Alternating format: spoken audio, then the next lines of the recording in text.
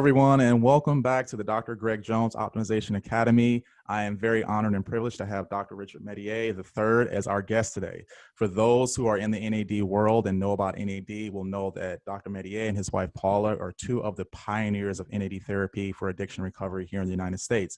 Dr. Mestayer is a psychiatrist by training, has actually been the co-chief resident of psychiatry at the University of Virginia Medical School and practiced psychiatry for 39 years. And so he retired back in 2005 and then began to focus his efforts on addiction recovery. And back in 2008, as a chief psychiatric consultant at Springfield Wellness Center, Louisiana, that is where they pioneered a proprietary formula of NAD for the treatment of alcoholism, addiction, chronic and post-traumatic stress, depression, anxiety, and sleep disorders. So this, again, is an honor and a privilege to have Dr. Mestayer here with us today, and I'm going to let him talk a little bit more about his background. Then we're going to talk all about NAD, so I hope you guys are ready. Welcome, Dr. Mestayer. How are you? Oh, I'm fine, especially in this year, but thanks for the opportunity to talk with your group, and I always spread the information about NAD. We've been probably for 20 years, this is our 20th anniversary, we've been working with the IV NAD. And we've learned things, we don't know it all by any means, we're still learning, and there's more to learn, there's so much more to learn. It kind of boggles me, because see, I'm supposed to be retired, but I can't quit this stuff. I mean, I've got Cajun blood, which means I'd rather be hunting and fishing, and I can't get to it very often, so because there's so much more to learn. So anyway, thanks for the opportunity. No, thank you. We are honored for this today. So again, what we're going to do today is kind of talk you guys through the NAD story, and hopefully you get something out of this, because I know I will. So before we do that, for those who don't know, what is NAD? Well, NAD is a coenzyme of niacin, one of the 4 coenzymes of niacin. Niacin is vitamin B3. There's a third vitamin to be developed, and actually the story is very interesting. It turned out that niacin was a remedy for pellagra, which was an epidemic in the 20s, fair number of deaths. And there was a guy from New York that said, look, diet might cure this. They didn't know what was causing pellagra. Pellagra was labeled the 4 Ds, dementia, diarrhea, dermatitis, and death. And it turns out that I think at first they found by taking some liver extract and giving it to dogs, which had the canine version of pellagra, they were able to cure them. So they realized there was something in that liver extract, and that's how they discovered niacin. So it's a very important vitamin. And NAD, I think, is the heavy lifter of all the coenzymes in that group. I think today, if we had a case of pellagra, and there are still some nutritional deficiencies around the world, if you gave them IV NAD, you would see amazing results as opposed to giving them niacin. That's just my thought. Okay, awesome. Now, that being said, we were talking before we started about how we learned about NAD in medical school in the biochemistry realm for glycolysis and the TCA cycle and helping produce ATP in the electron transport chain. But from a mental health perspective, how did you get started in using NAD clinically? Well, you know, my wife had a member of her family who was dabbling with alcohol, drugs, and so forth. She had a friend who knew a physician in another country, and she called and it was my stepdaughter, went down there, got the treatment. It was proprietary formula, and got better, amazingly better. And her cravings went away. She became the designated driver, and to this day, she's never had a substance abuse problem. It's a long story, conflicted story, but eventually we were able to analyze that proprietary formula and felt that the active ingredient in there was NAD. It was through some intel from both people that worked at the clinic and a physician, not a physician, but a PhD who got a treatment there that we figured it out. Then I started doing research on, it was called DPN in the old days. It was not called NAD. same name, same molecule, but different name. You look up DPN, you'll see some of the old research. A lot of that was done in South Africa. And that was during apartheid, okay? And so anything that came out of South Africa was poison at that time. And so it never got out there. And it turns out that the doctor we were working with in Mexico found out about it through a South African contact and started putting it into his formulations. Anyway, it's an interesting science mystery, but we figured it out, and we've got plenty of data to say that that's the active ingredient that was, creating the most benefit for patients. Okay, awesome. So again, our focus today is on NAD and mental health, but just so people get an overall picture, and I know you got an excellent PowerPoint that we're going to be sharing for those that are watching via YouTube, and we're going to, obviously the podcast, you won't see it, but you can go to YouTube and see that. Let's talk a little bit about the overall benefits of NAD, and I'll just let you flow with it, how you want to, describe that, and then we'll get into the using for addiction and recovery and stress and fatigue and all that stuff. Yeah, the problem is I could talk for days, so I'm going to try to summarize. But it's always helpful to look at the molecule. This is the molecule itself. It's a big molecule. We're still debating things. We have published a study. It's a pharmacokinetic study of IV NAD, and there were some interesting findings in that study, which I can talk about later. But it's pretty clear that it's such a big molecule. How does it get in and out? And it's probably, there is a channel, but in one of our, in fact, our latest conference, Dr. Watson, who's a UCLA professor, he talked about that particular channel that NADs has access to, but it's a gradient. So we don't think it probably really doesn't go into the cell, but its metabolites do, very definitely.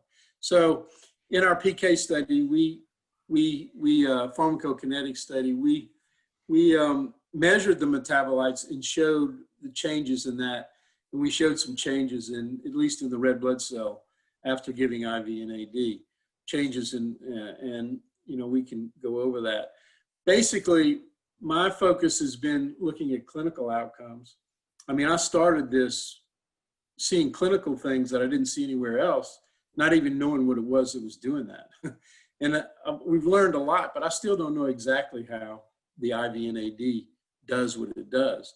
But in my view, clinically, it works in a different way, superior way to oral. Maybe the SubQ is pretty helpful, but nothing. I'd like to eliminate the IV if I could, but I haven't been able to do that clinically. So that's why we're still searching. This is a slide that by our colleagues, Australian Research Institute. We've been working with them for 10 plus years. We did our research together with them, and they sent one of their professors to work with us on 3 different occasions to get our PK study done. And this slide is kind of going viral. You've probably seen it before, because it's a good summary slide about NAD, and it's now incomplete.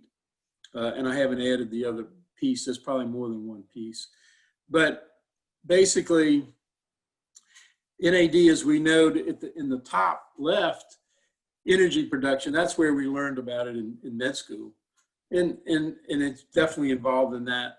The pretty thing about NAD is it goes around and picks up and scavenges hydrogens that are given off in our metabolic engine.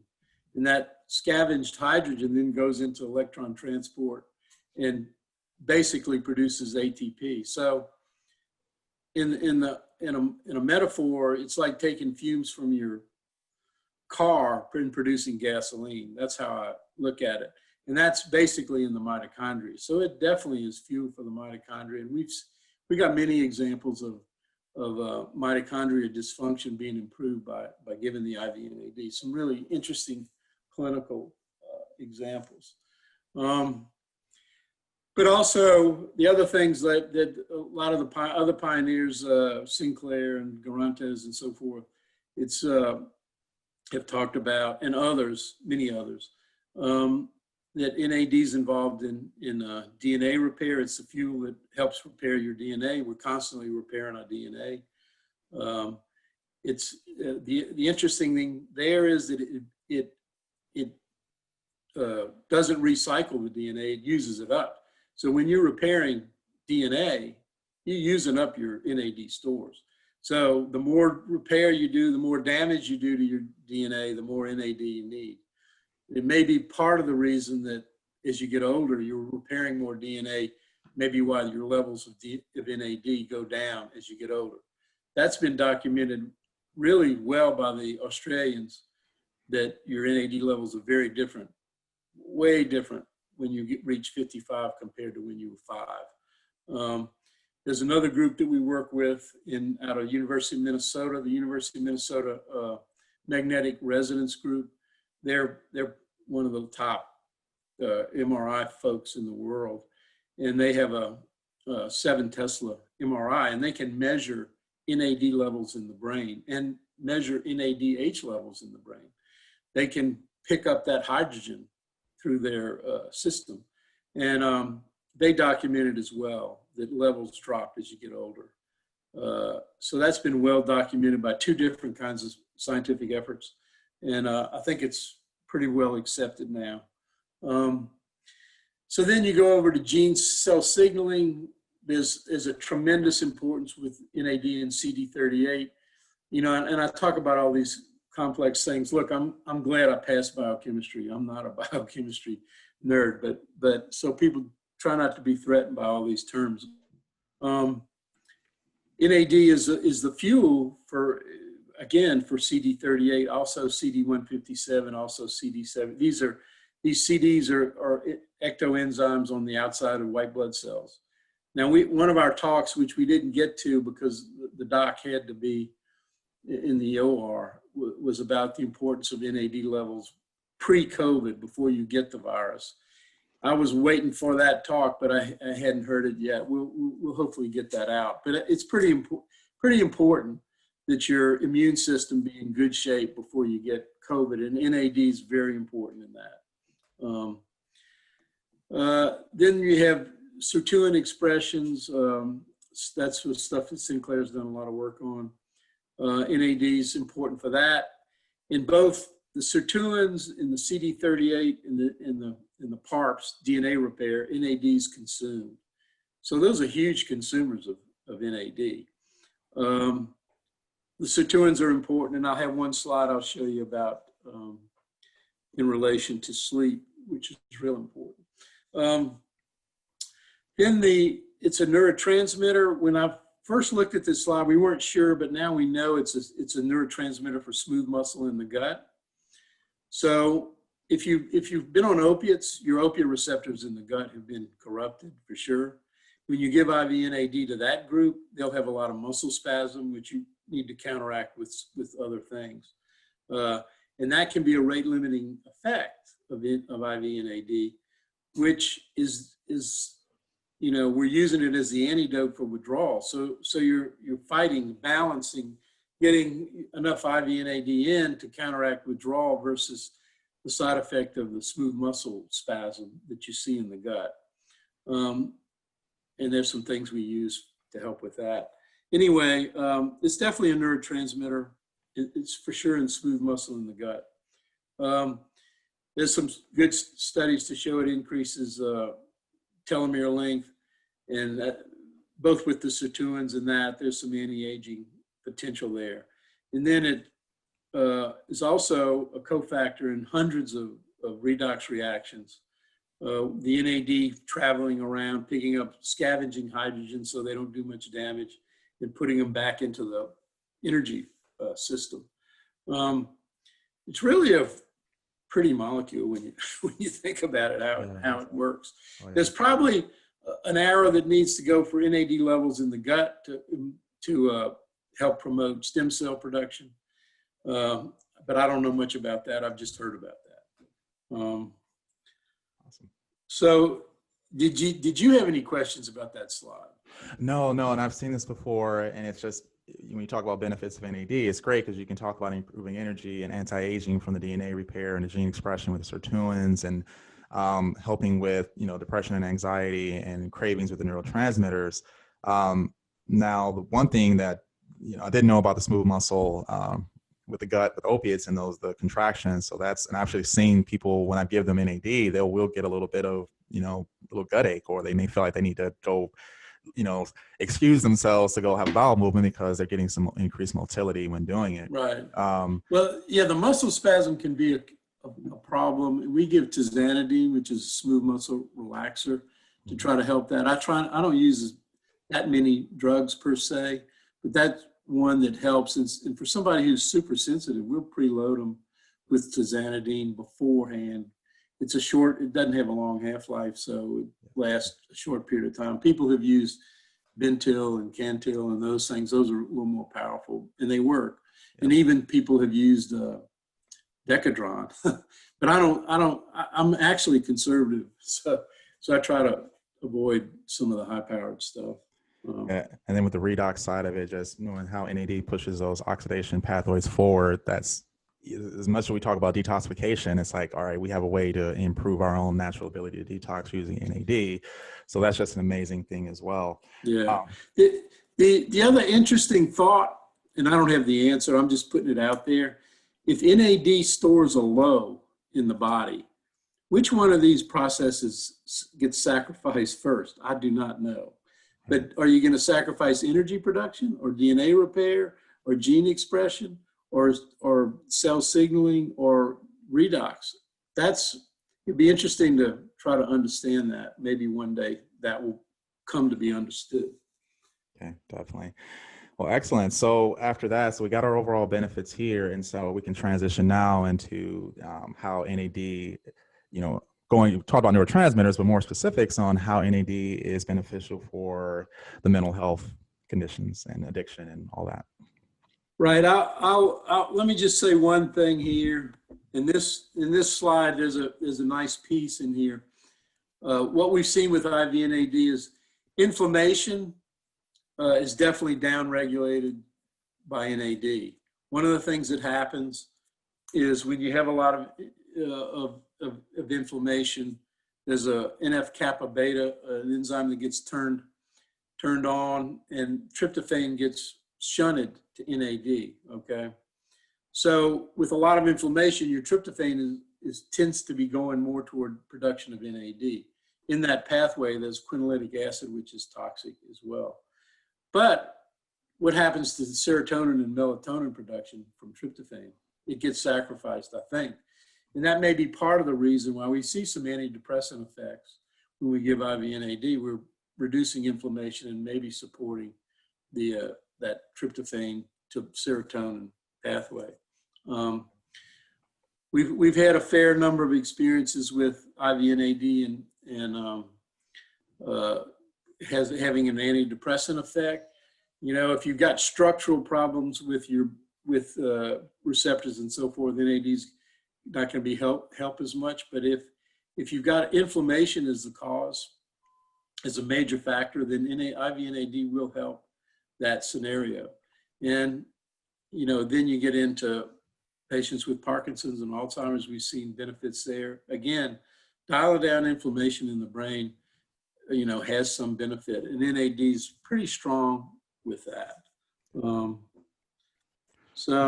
Before you leave this slide, there's something interesting on that salvage pathway for those who are listening. When NAD, obviously, like you're increasing NAD, it's got to go somewhere, right? So your body has to find a way to just like metabolize it and all that. And so from NAD to nicotinamide, some things I was reading in the research is that takes a methyl factor to make that to move that process forward. And so the thought process I've been thinking about, okay, if I get someone pretty much, loaded up on NAD via IV or supplementation, is that, am I reducing kind of their methyl stores by doing that? And do I need to add something like a betaine or SAMe to help? I don't want to fix one problem and cause another one, so to speak. And so is that something to take into account when we're doing, like loading phases of NAD or higher doses of NAD? Yeah, absolutely. When we did our PK study, I mean, you're right. And that's, again, there's all these ins and outs.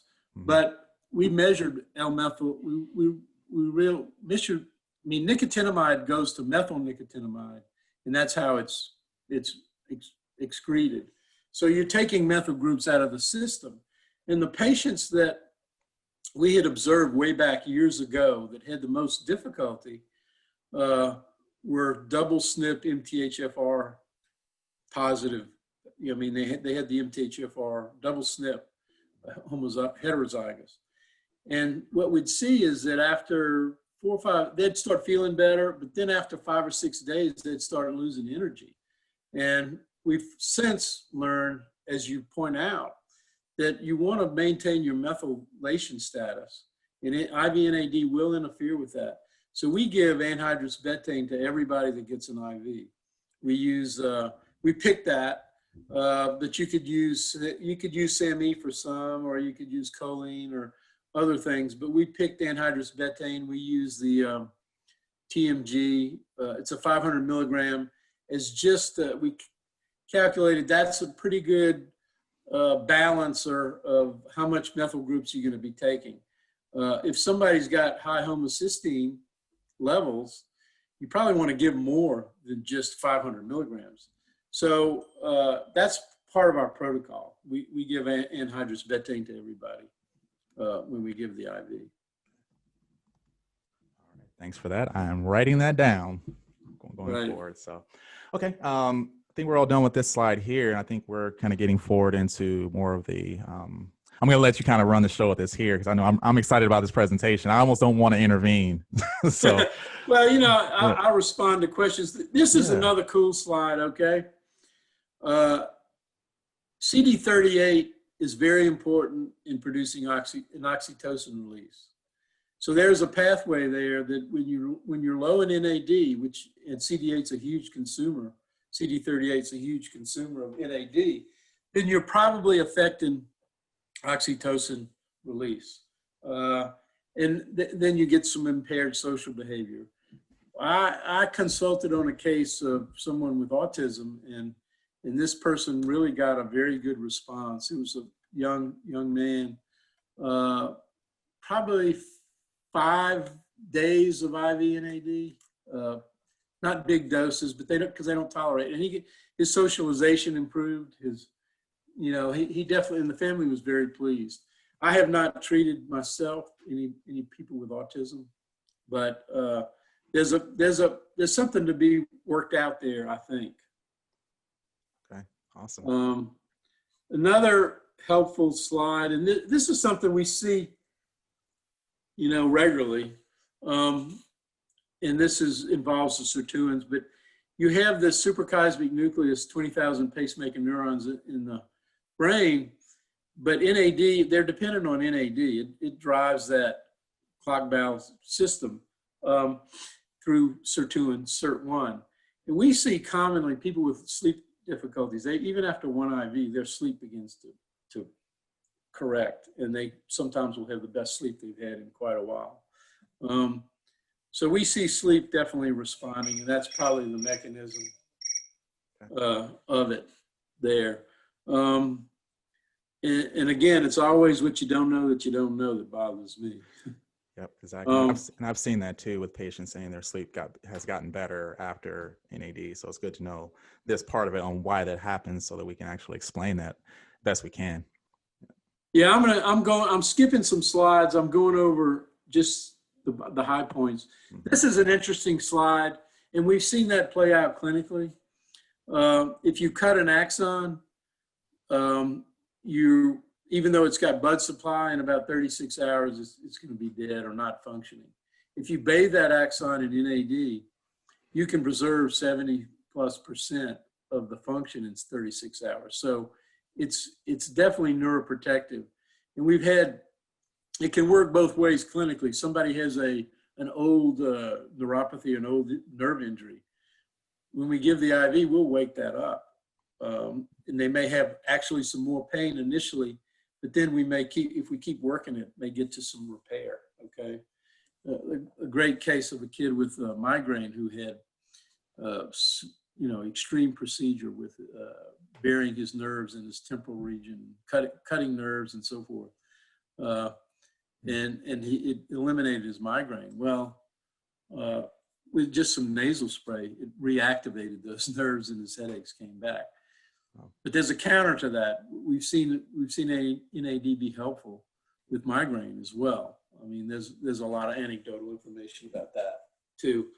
And anyway, so I think it has neuroprotective properties. We need to know more about that, all of that.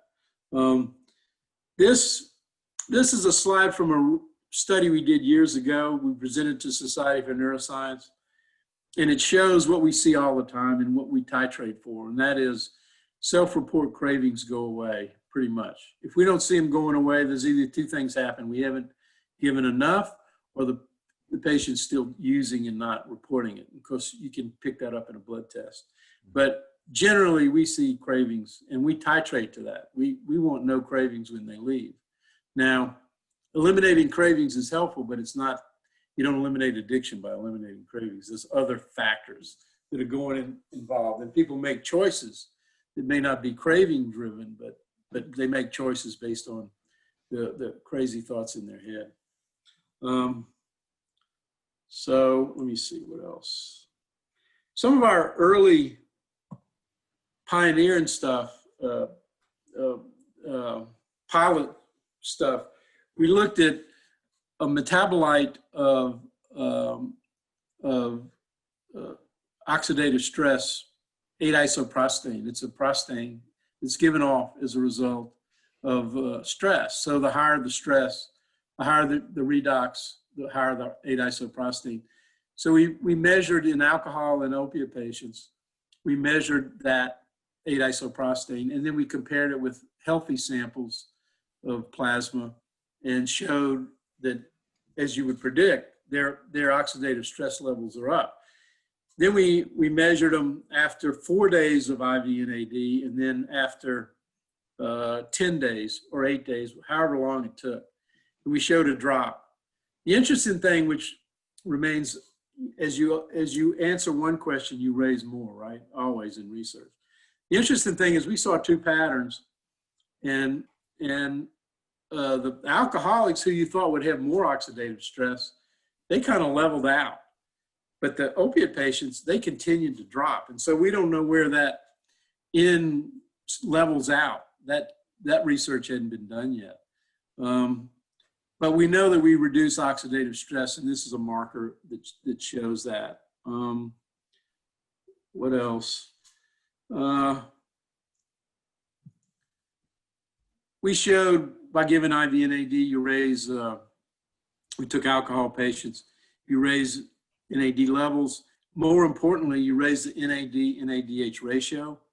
That's what you really want to do. You want more NAD available than, you want more available. If the ratio is low, you have to then convert NADH back to NAD, and that's a little cumbersome. You want NAD to be ready to go out there and pick up that hydrogen and do, or that signaling thing. NADH is primarily just, you know, it's fueling the electron transport system. But there may be signaling aspects to NADH. Again, it's what you don't know that bothers. Anyway, we showed it both for alcohol and opiate patients. Again, the NAD-NADH ratio on that third slide goes up. Very, very important. The other piece, and this is now presented in a talk we just recently had a summit. We've got 2 days of talks that we've actually bundled together, and people can purchase. Everything we did with this summit went to research. I've been researching for 6 years. I never got paid. I'm a freebie. So we're trying to raise money for our research. We got about 3 or 4 research projects ready to go if we can get money in our NAD Research Inc. Anyway, what we showed in our PK study, these are with healthy people, we showed it in 30 minutes, you get a significant and important rise in nitric oxide, 75%. And then over 5 days, you see a sustained effect of increased nitric oxide, because the red is basically NAD IV and the blue is normal saline. So we were comparing pairing those two.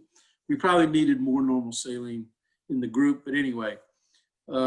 So nitric oxide has its benefits, obviously, and there's a lot been written on that. We think NAD is to nitric oxide. I see my internet.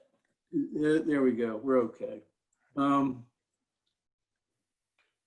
So there's a lot of stuff from our pharmacokinetic study, but I'm going to go over just some. Let me find it. Some findings. We did done by a PhD. She teaches and does research at a university, and we did a microcog testing before we did the volunteers, healthy volunteers. So we did neuropsych testing before, and then we did it after, and we showed a significant increase in the NAD group in global cognitive function, global cognitive processing, and interestingly, in information processing speed and accuracy. Now, you talked about SubQ. If you give somebody SubQ, what we've discovered regularly is the procrastinatory tendency kind of goes away. You think about something and you do it. That's what we've observed. We think that's related to information processing speed going up. Now, all these things are going to be transient, but it just shows there's an effect there that, hopefully we can optimize. Those are the salient points. I'm happy to send you, if you give me your email, I'll send you a copy of this slide presentation. Oh, don't worry. I will be asking for that. So, and I want to kind of summarize this a little bit on the detoxification process when it comes to, detoxing from alcohol or opiates or any other type of drug, is that, if I'm understanding you correctly, is that one of the main things that NAD is doing is actually reducing those withdrawal symptoms, and actually with the detoxification is, I guess with that, it's reduction of withdrawal symptoms and helping to get restore brain and body function. But is it I guess what I'm trying to say here, is it the fact that because of the, NAD is helping to lower those symptoms during the detox, that it allows that to be more successful? Or is there another mechanism of action in which NAD is helping with the detox cravings pathway when it comes to that? Well, there's a new idea in our conference. It's called the adenosine hypothesis, and I'll send you copies of that conference. And those 2 days, it's an interesting theory. But how what we see, and we see this consistently, is that cravings go away, and mental clarity returns. And we have detoxed quite a few alcoholics. Some of them are really intoxicated when they come. We've never had anybody have a withdrawal seizure, and we've never had anybody go into DTs, and we had to transfer them to the hospital. Why is that? I'm not totally sure for sure, but we do cover them in the initial days with some anti-seizure meds. We don't really use benzos unless we have to. We use gabapentin, we use valproic acid and that kind of stuff. But I think the NAD helps first by reducing the inflammation, again, the oxidative stress that these folks are under, and I think it helps to remodel some of the receptors. Specifically, I think we help with glutamate system, the glutamate excitability, and because we see that across the board. I would like to, again, do some research into that, but I got too many things to research. So I think we're helping to remodel the receptors. That's what I think, and and I think we're reducing oxidative stress. But generally, commonly, and expectingly, we see people with almost no cravings, if no cravings when they leave, and mental clarity that they haven't had in years. How long that lasts, that varies. Patients frequently need boosters in about a month, or 3 weeks, 6 weeks. We don't know. It varies. It depends on how much damage has been done. And if they get regular boosters and continue, the detox is only phase one. Then that's working a program, and the programs are there's so many different programs, but it's important to work a program. And it's finding one that works for them, because what works for one doesn't work for another. So we're constantly searching for that. But keeping the brain, with minimal cravings and reducing also this post-acute withdrawal syndrome, we see that happen as well with the IV NAD. That's the real benefits in the addiction. So they can then move into their recovery program and work it. And I think you made a great point there that I don't want to miss out on, is that, and I tell my patients this all the time when it comes to NAD and a lot of other therapies I do, is that this is a tool, powerful tool, but it's not the transformation. You can't just say, oh, I'm going to do this NAD and walk away. It has to be part of a comprehensive program when it comes to counseling and diet and reducing stress and having a support system. And it's an ongoing thing. So it's not a fire and forget kind of thing with a lot of these people when it comes to addiction and anxiety and PTSD and other conditions. So it's part of that package and part of the program. So it's not just NAD and walk away. And I think that's important for people to know about this. Right. Absolutely. I mean, look, it's only one molecule. It's not. Yeah. It's only one molecule. The challenge is how to work with it with other things. And what we're seeing is it's very synergistic because it's basic. You're working at the mitochondrial level. You're working at the cellular level, the signaling level. So the examples would be, we've seen benefits with hyperbaric. You do the NAD, then hyperbaric. We've seen benefits with people who are working in the ketamine space with NAD. People are using ozone with NAD. There's all these other things. It's such a basic thing. And that's where a lot of new information will come, is how to optimize the NAD. And I've tried to just stay focused on NAD to try to drill down into that space. But I'm, always interested in other ways to combine this with other things. So even good psychotherapy. We had a patient who was in analysis for years.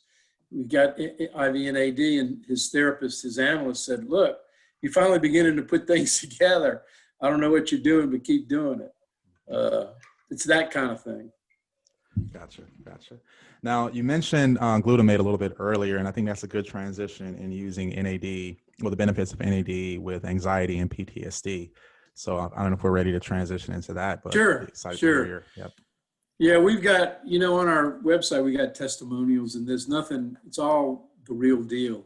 And we noticed early on, we had a patient who was addicted to heroin, who was actually using heroin to probably modify his PTSD. And he was a war veteran. And we weren't focused on PTSD at that time. But after about his third or fourth day, which again goes with this sleep restoring, he came out and said, this is the first night I've not had a nightmare. And he was a patient, and he's happy to talk to people about his experiences, that would require boosters once a month. He definitely had PTSD, and if he did not get boosters, he would pretty soon be grabbing the steering wheel while driving down the road, anticipating IEDs, on the side of the road. And his sleep would deteriorate, and before you know it, he'd be in rough shape. But with one IV, that would reset. It would reset him for maybe 3 weeks, maybe 4 weeks, maybe 6 weeks. Over probably 4 years or 5 years, he's now down to maybe once every year and a half or something like that. Wow. And he's off the 14 drugs that the VA had him on. He's off. The only thing he's on is IV NAD. He's been a really remarkable learning case for us. We've seen it with others as well. If somebody has, I think, a lot of inflammation in the brain, again, that's responsible for their PTSD, or that's involved, we can really help that. I think we also dial down sympathetic excess. We've seen that. We balance the sympathetic parasympathetics, I think, because we've seen in mitigating withdrawal, we've seen that effect. We've seen it in PTSD. We've seen it in partial complex pain syndrome, where they have a lot of sympathetic excess. So I think it helps to modulate the sympathetic excess system, and I think it helps to modulate the glutamate system as well. Awesome. Awesome. Now that actually is, you mentioned getting off the meds, and that's a question that I get a lot from patients. And this is kind of twofold. It's like, okay, I hear what you're saying about the benefits of NAD and how the therapy is going to help and a little bit of the background on why.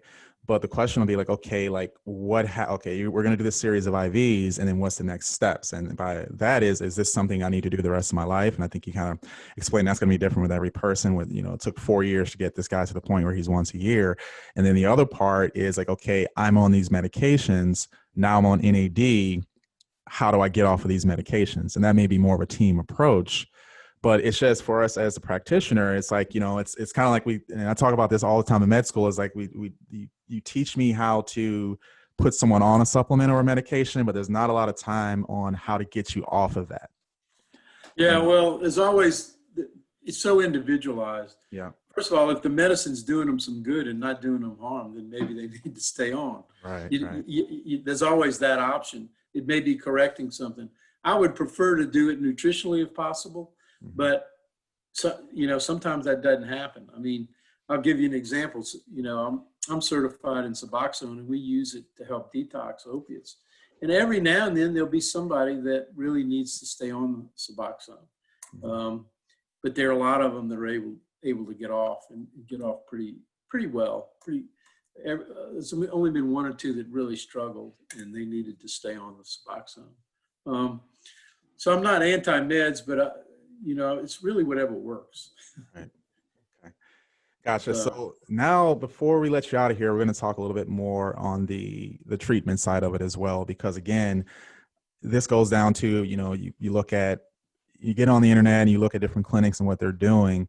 But I want to talk a little bit more about, like dosing of NAD again, and as in dosing and timing, as in we talked about 10-day, 5-day frequency of that, just more on the clinical aspects of it. Obviously not giving, super duper detail with that, but I know that when I was initially trained, I was like, okay, you want to consider 250 milligrams in the anti-aging kind of like make you feel good space of it, versus 500 milligrams gets more into the neurotransmitter cognitive portion of it. Then getting into 750 and above is more on your addiction and like more treatment resistant anxiety, depression. Have you seen a difference in like the dosing of the NAD versus what it benefits? Yeah, all over the place. It's like you got somebody that's two people that different. I can tell you about a pair of, twins, identical twins, 90-year-olds. One's in the nursing home with Alzheimer's, the other's playing tennis. So obviously they started with the same DNA basically, but it's what happens to you. So it's very variable. One important thing to mention, I'm glad you brought it up, is that the quality of the product is important. We've used 5 different IV products, and we found that a couple of things are important, and it's working with your compounding pharmacy about it. You really want pure product. We've seen a difference, 92% versus 100%. It's a difference of 1,000 milligrams a day sometimes to get the same clinical effect. Also, the stability of the NAD is important, and some of them, they'll talk a little bit about that. But you want a very stable form of raw material, and then you want 100% purest NAD if you can get it. It makes a difference, and obviously you want it well, prepared for IV use without bacteria, fungus and all the things that have happened in other preparations, like the steroid debacle of New England compounding. You don't want that. Right. So it's important that those things be considered. Then you move to dosing. The idea is, the assumption is, and look, we're also working on trying to get accurate levels of NAD. I don't think anybody's got it quite figured out yet. And we've been drawing blood levels, plasma levels, and whole blood of NAD for years, and we see it all. We haven't got it figured out. But the assumption is that your levels are low, and so you want to kind of upload them in the first couple of days. Our biggest doses will be 1,000 to 1,500 milligrams for the first couple of days. I think addiction patients require a little more than, say, a Parkinson's or a PTSD. And then you just listen to your patients. That's who you learn from. You learn not from me. You learn from your patients. They tell you what's going on, and you titrate based on that. Realize also with the IV, it may take 2 days to achieve the benefit from that particular IV that you gave 2 days ago. We see a delayed effect. I'll use an example of my wife.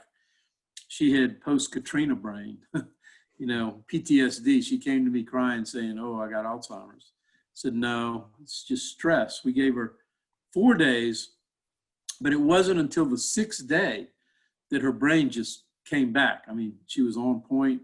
Her anxiety was down. The mood got better, and she just felt great. And she's still a responder. She gets IV NAD fairly regular. Those are important things to consider. I don't know if I answered your question. No, it's all going to be individual based and, case by case thing, but just knowing that, there'll be different levels and expect it's not the big point to make is that don't expect this to be like a one treatment and, hey, I'm good kind of thing. It may take a series and having to do it more frequently. And again, listening to your body and how you're responding and saying, okay, because again, how do you feel after this treatment? How are you, one thing I've been doing is, especially with my anxiety patients, is using a GAD-7 so we can actually, quantify that improvement as well. Sure, that's good. Yeah, checking on the sleep and all these good things as well. Now, one thing that we don't want to miss this is just knowing that, hey, this isn't an easy, because, oh, great. Almost like, I just want to do some NAD. And it's like, okay, well, just know this isn't a gentle IV. It can be very uncomfortable for a lot of people in doing it. And so I guess my question would be is how do you either mitigate that or try to explain to patients what to expect during the treatment? Yeah, we use pumps whenever we can to regulate the rate. Mm-hmm. And so you really got a couple of concentrations you can work with. The most common concentration that we work with is 1.5 milligrams per cc. I personally I tolerate 1 milligram per cc. I don't tolerate 1.5 very well. And you just go slow and you titrate. They don't have to hurt. You titrate to, in our PK study, what we found is a lot happens in the first 2 hours. Like that nitric oxide thing. That was in 30 minutes. You had a significant bump. So a lot's happening. You're getting a lot done. And then, keep it slow, keep them comfortable. We've lately been adding caffeine for those that don't tolerate very well. Some people have really liked that, either in the form of tea or coffee, or some people have used oral caffeine tabs. Because again, if you look at the adenosine hypothesis theory, which we're still debating, if you give a adenosine blocker, which is what caffeine is, you may mitigate the effects. The question will always be, well, if you mitigate the side effects, are you mitigating the clinical benefits? And that's again, you don't know. But right. But at least if they can't tolerate the IV, it helps them to tolerate it. Okay. So slow caffeine. Again, we use the anhydrous betaine. I think that helps. We give calcium, magnesium, and potassium with everybody. It's an old formula Puritan's Pride came out with. We've been using that for years. They're cofactors that help. I've heard recently some people are putting magnesium in the bag. I don't add anything in the bag with NAD because I'm concerned about shifting it to NADH, and I'd rather be giving IV NAD rather than IV NADH. And the other thing is only in normal saline. I got a call from a doc who had a patient with hematuria. I said, well, what did you do? Well, she put NAD in sterile water. Well, that's what caused the hematuria. Mm-hmm. We've never had hematuria with IV NAD. We've treated, thousands of patients, and easily 10,000 plus IVs. Only in normal saline, nothing else in it. Anhydrous betaine, calcium, magnesium, potassium supplementation. Those are the sort of important things. And there's probably some other stuff I'm leaving out, but anyway. Yeah, no, and again, we can talk about this all day. Like this is just literally the tip of a ginormous iceberg here. Right. One thing I want to circle back on is you mentioned the 1 to 1.5 milligrams a milliliter of NAD, and that is, we're talking in the saline bag or a concentration of the NAD, just to make sure we're. Yeah, it's concentration of saline, and I try not to infuse more than 200 milligrams per hour, Okay. 200 to maybe 225. Look, the alcohol patients we think are really depleted in NAD because for every molecule of ethanol, you need 3 molecules of NAD. So if you're drinking a fifth a day, you're going to be consuming a lot of NAD. So they're low, and it's like a sponge for them. You start putting NAD in them, and they like suck it up. They want more. They'll want 3,000 milligrams in a day if you got the time and all that. So some people are clearly more depleted than others, and that's what I hope we'll get to, where we can measure a level, pretty, point of care level that's accurate, and we'll have a better idea of what to do. Now, one of the last questions I have for you is, in between treatments, are there any, obviously every patient's different again, are there any supplements or treatments that you consider doing, like say, hey, I did my series, I've done my 5, done my 10, I'm going to see you here in a month. Is there anything you recommend in between, whether it be the betaine or NR, NMN, or sublinguals, or, what would you, obviously everyone's different again, yeah. But. We developed a whole bunch of products with this pharmacy we work with, and we have SubQ shots. Some people like that. We have nasal spray. We also have sublingual NAD tablets, and I've used some NR in NAD, and there's a place for that. I haven't used the NMN yet, but I'm, it's just so many moving parts. We use. And then we use the IV when we need to. We're also, you'll see in this summit, we're also developing a new way of delivering NAD through a catheter deep into the nose. It's adjacent to the sphenopalatine ganglion, way posterior, beyond the superior terminates. And it's a procedure that we're liking. We're getting some interesting information. We've developed a formula with a little bit of lidocaine to take care of the burning. You'll see that in we've had some patients really get some good responses to that. I'm talking about Parkinson's, TBI, anxiety, even patients that we can't detox with the IV because their veins are shot, which is why they're in. They can't get any more veins.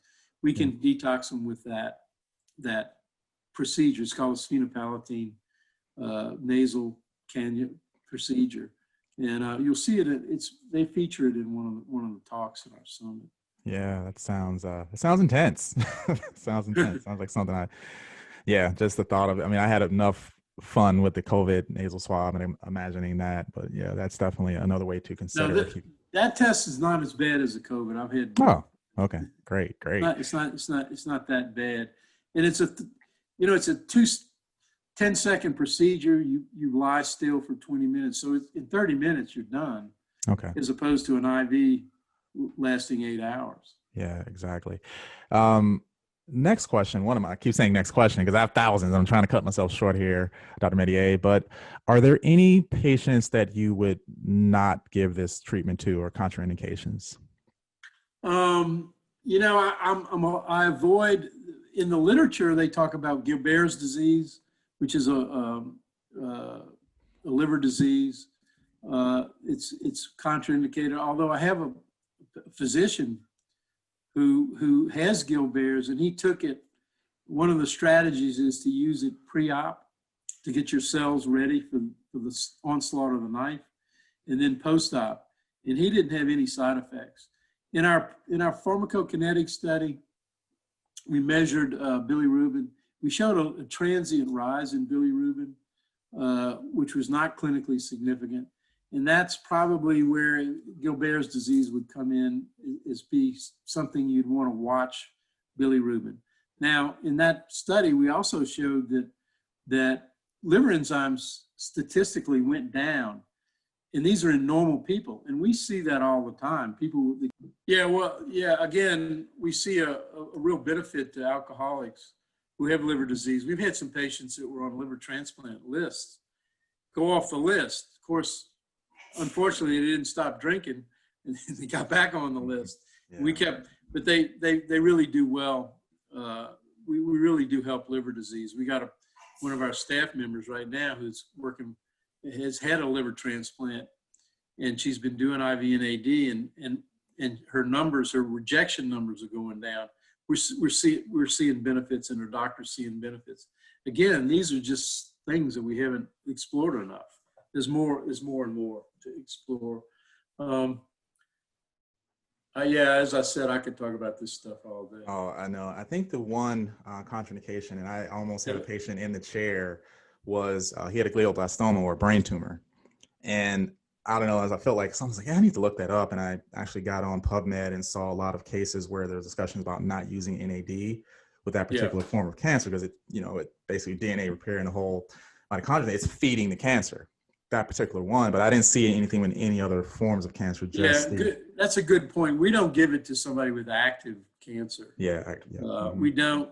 There's a debate, and it's a raging debate. Some people say it would help your immune system to fight the cancer, and it also repletes the stores, because cancer is going to use NAD.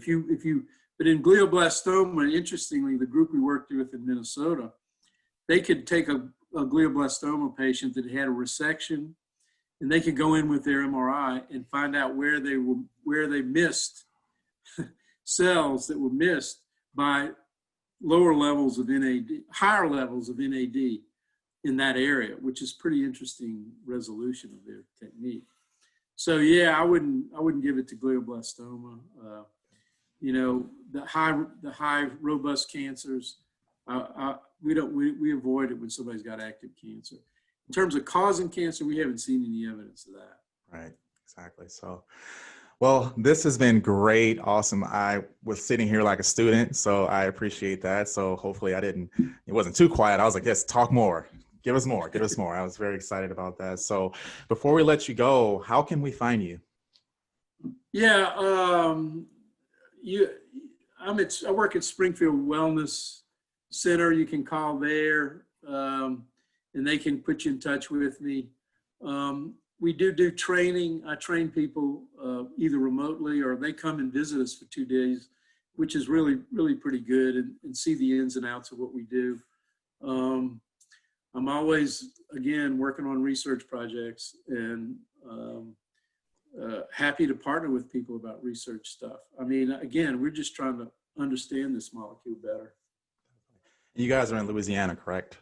Correct, in Springfield, Louisiana. We just moved into a new gorgeous facility. We've got a bed and breakfast embedded. We got about 5 bedrooms with baths. We got 10,000 square foot facility. We got a research facility next to it. We got swamp grounds. We're on a bayou that full with cypress and hanging moss, and you really feel like you're in Louisiana when you come here. All right. Any gator sightings? Oh yeah, there are 2 gators that are in the front of the property. Oh, I will keep that in mind if I decide. It's like, be on the lookout for those gators. I have maybe an irrational fear. I think it's a very rational fear of alligators, but I'm also not from. No, they're predators. Oh yeah. Yeah. Okay. Well, thanks again, Dr. Mestayer. I really appreciate this. For my listeners out there, I hope you gain more information about NAD and how it works and how it could benefit you or someone in your family. I'm very excited for this again, and hopefully we'll have you again very soon. Maybe we can bring Paula in too and just make it a whole conversation if she's still doing things like that. Yeah, she does better than I do on this. Okay. Sorry. This was great. This was still great. All right, everyone. Hope you will keep following and listening, and we'll see you here soon. Thank you.